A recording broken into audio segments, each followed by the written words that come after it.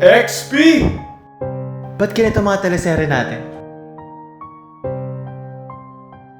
Paulit-ulit, nakakauya!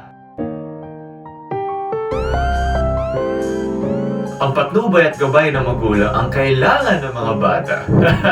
Rated SPG. Teleserye Rap!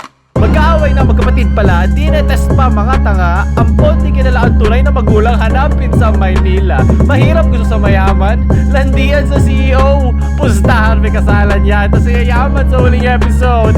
Magbubungguan ng biglaan, kunyari bulag-bulagan. Subukan mo nga sa totoong buhay, diretso yan suntukan. Laki-laki ng budget, pero hirap na hirap maka-deliver. Puro CGI na basura, daig pa ang Pasig River. Walang katapusang sulat na kulang sa mulat. Hain sa publiko na maalat, puro kalat, walis. Kamot ulo, lang utak, puro latak. Ay nako, kung hanggang dito lang kaya nyo, please, alis!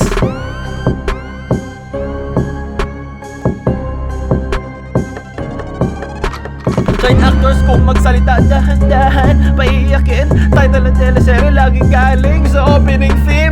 Mag-aaway sa kulungan, puro zoom in, paawa si Lola. Kambal dapat ang bida para tipid sa kontrata.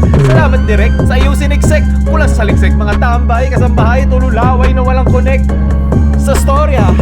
Pero pag sideline rin, magawa nyo parang polis sa kidnapping scenes. Walang dating, pamilya nagmamahalan, namumuhay ng payak. Tas wow, plot twist, hindi ako tunay na anak.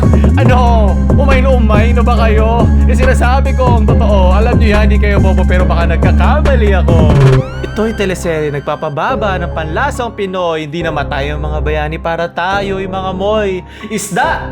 Mahalin ang sariling wika, sariling atin. Pero paano tayo matututo kung ayaw nating laitin? O, tama na. Dami ko pang gustong sabihin, pero para akong politikong may sakit, di niyo ako kayang hulihin. XP!